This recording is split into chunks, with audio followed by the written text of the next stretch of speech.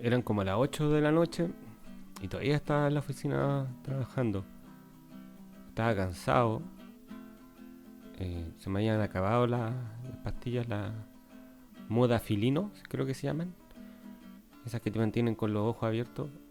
En Antofagasta había una farmacia en el centro por la calle Mata que te vendían ese medicamento sin receta. Bueno, igual y también otros remedios también sin receta. Pero era bacán esa farmacia. Era de las que te servían el vasito de agua con un vaso de vidrio y un platito abajo, ¿sí? Para que te tomarais la pastilla. Bueno, no tenía esas pastillas y se me había acabado el café. Y no tenía té. Y no tenía la suficiente confianza como para sacarle café o té a algún colega de su escritorio. Me daba flojera bajar a la plaza a comprar un café de máquina en el kiosco, que seguramente estaba cerrado porque ya era tarde. Así que me resigné a no tomar café por lo menos durante ese momento. Era la época en que vivía en Antofagasta. La oficina en la que trabajaba queda al frente de la Plaza Colón, que es la plaza de armas del lugar. Y la oficina eran dos departamentos habitacionales que estaban unidos. Le habían botado la muralla y lo unieron para que hubiera espacio suficiente para meter la mayor cantidad de esclavos y escritorios. Eh, yo estaba a esa hora trabajando ahí porque no tenía muchos panoramas, no conocía a nadie salvo a mis compañeros de trabajo y un par de personas por ahí que veía muy poco. Entonces no tenía muchos panoramas porque encima yo arrendaba una pieza de una familia en un departamento, entonces que tenían un cabro chico que era insoportable. Entonces era estar en el departamento viendo tele encerrado o caminar por la calle o estar en la pega. Y yo por último, pues, no sé, pues, me quedé en el trabajo, me parecía mejor panorama. Estaba trabajando y escuché un ruido muy fuerte que se escuchó en la bodega. Me hice el weón, seguí trabajando, pero siguieron los ruidos en la bodega. Y nada, era tarde, estaba escuchando los ruidos de la bodega, estaba cansado, no tenía café para poder espabilar. Así que me paré y fui a la bodega a mirar, a ver qué chucha pasaba. Aquí una digresión, hay que mencionar que hay un fantasma en la oficina, según mis compañeros de trabajo. Según Carlos, uno de los auxiliares de la oficina, el fantasma vivía en unos departamentos que estaban unos pisos más arriba, y que se mató, se tiró por la ventana, y el weón, en vez de tirarse para el lado de la calle y caer en la vereda, cayó al lado hacia atrás y cayó para el lado de la terraza de la oficina de nosotros. Y como se murió ahí, de acuerdo a, no sé, a las leyes de los fantasmas, quedó radicada su competencia en donde podía ejercer jurisdicción sobre penar, ¿cachai?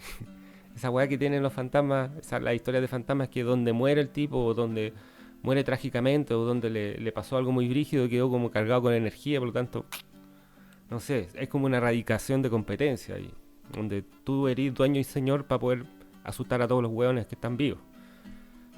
Pero bueno, la Nancy, la chica de la oficina aparte, decía que el fantasma lo había visto, según ella, decía que era como una sombra, que le desordenaba los papeles, le escondía las cocheteras, cerraba las puertas violentamente y todas esas cosas que hacen como el alma en pena en general para comunicarse con los vivos. El Carlos, la Nancy y otros más decían que el fantasma existía. Bueno, abrí la puerta de la bodega y no había nadie. Estaba todo en orden, salvo un viejo escritorio de latón que lo habían dado de baja y que tenía todos los cajones abiertos. Los cerré uno por uno y en uno de los cajones encontré un sobrecito de café instantáneo, de esos Nescafé, bien de mierda, pero puta, un manjar, una delicia, un café turco para mí en ese momento. Y nada, pues hice la correlación de hechos, pues, fantasma, estoy solo, quería un café, ruidos, llegué, no hay nadie, encuentro justo lo que necesitaba y conchetumare, miré alrededor y no había nadie. Pregunté en voz alta así, hola, ¿hay alguien? Y sin obtener respuesta, sintiéndome tonto por sentir miedo de algo que sé que no existe. Sabía en ese momento que no existía el fantasma, pero aún así, en la oscuridad de la bodega y en esas circunstancias, y estando solo, claro, sentí miedo. No sé por qué lo llamé.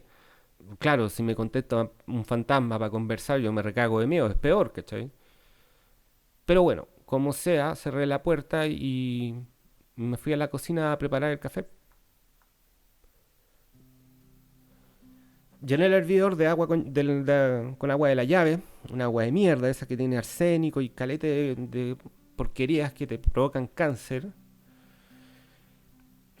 Pero pico, estáis ahí y tenéis que tomar esa agua nomás. Y esperaba que el agua hirviera y me puse a pensar sobre el fantasma de la oficina, que fue muy amable en darme el sobrecito de café. Y pensé, ¿acaso tendrán sentimientos los fantasmas? Si se sentirán solos, alegres o tristes, o si tienen un grado de autoconciencia o de identidad. O sea, que un fantasma diga, yo soy el fantasma de Juan Pérez. No soy Juan Pérez, soy el fantasma de Juan Pérez. No sé, un amigo, Juan Carlos de allá, de Antofagasta, me decía que en la bodega de, de su papá tenía muchas bodegas y una de sus bodegas, eh, supuestamente en años antes había una casa de puta que se incendió. Y en esa bodega penaban. Entonces el cuidador de la bodega siempre decía que él no se metía en ciertos lugares del inmueble porque ahí se escuchaban voces, le empujaban y le peñiscaban el poto. Cuando le conté esto a un amigo, eh, a otro amigo, pensamos él me dijo, oye, ¿y entonces un fantasma te podría meter el dedo en el hoyo? Me acordé de la película Ghost, La sombra del amor, la de Patrick Swayze, y en la que los fantasmas podían empujar cosas. Entonces puede ser factible en un universo con esas reglas. Pues si pueden empujar una moneda, perfectamente pueden empujar un esfínter. Pero bueno, el tema no son los fantasmas y el orto, el culo. Pensaba también los fantasmas cuando, si los fantasmas son recuerdos, ¿cachai? Son recuerdos materializados. Leí o escuché en algún lado, por ejemplo, yo no tengo el origen preciso o a quién se lo escuché, a donde lo leí, pido disculpas, pero parte del origen del mito de los fantasmas tiene una raigambre muy ancestral.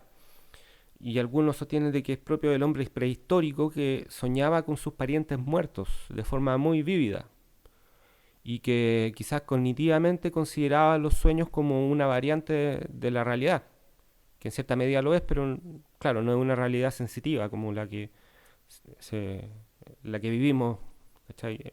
Despiertos. Entonces, claro, tú pensáis en seres que ya murieron, pero que sin embargo te vienen a visitar, surge el ideario del fantasma.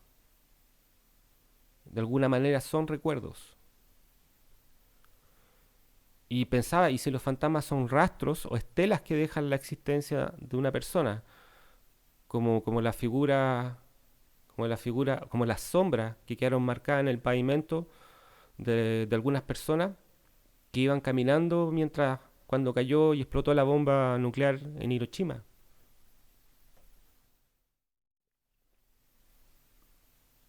Y si creían en fantasmas, tal como mucha gente cree en Dios para sentirse acompañado o amparado, inventando algo en qué pensar y respetar, en vez de vivir con la fría noción de que el universo te es indiferente, le importa un pico al universo, que tu existencia es finita y que no hay magia en la vida que estamos viviendo.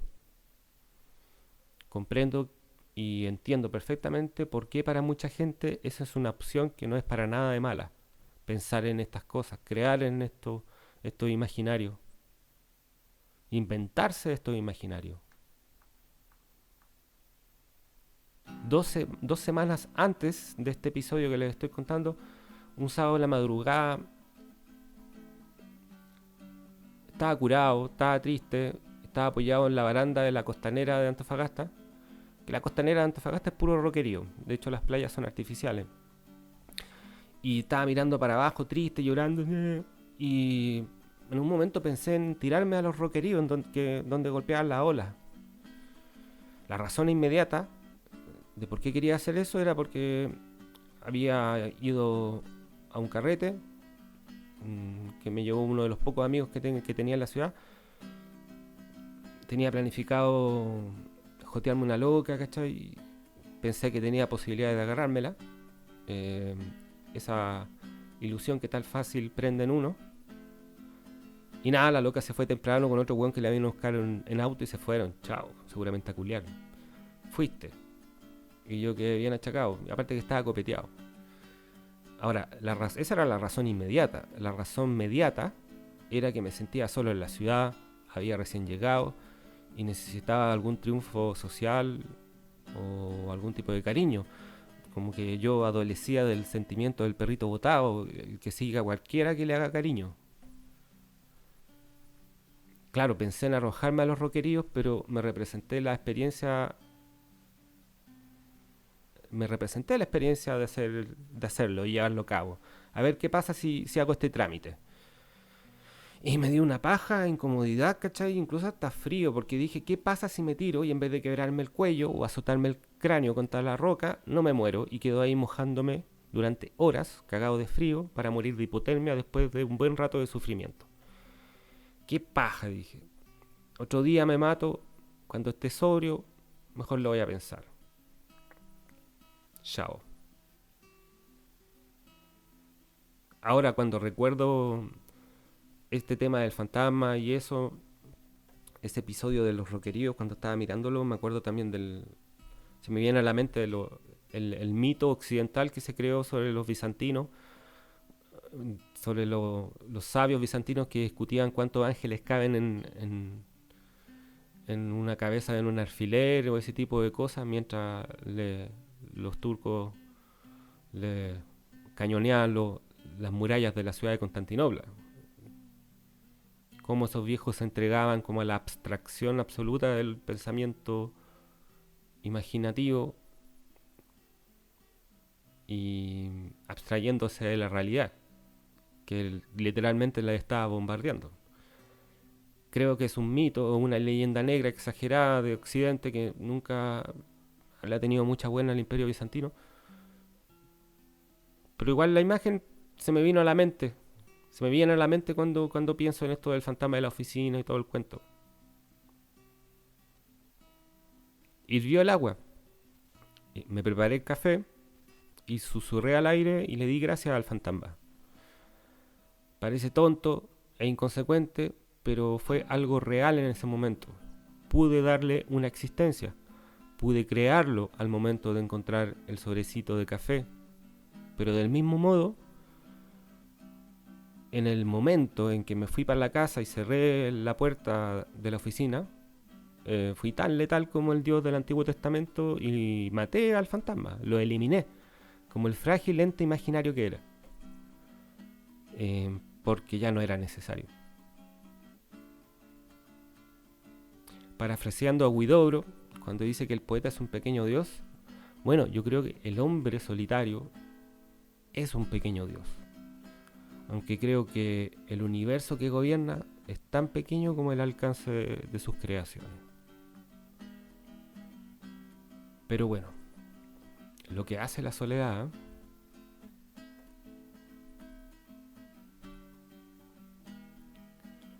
Bueno, esto ha sido Ideas de Bolsillo, volumen número 6. Espero que estén muy bien. Cuídense. Gracias por escuchar.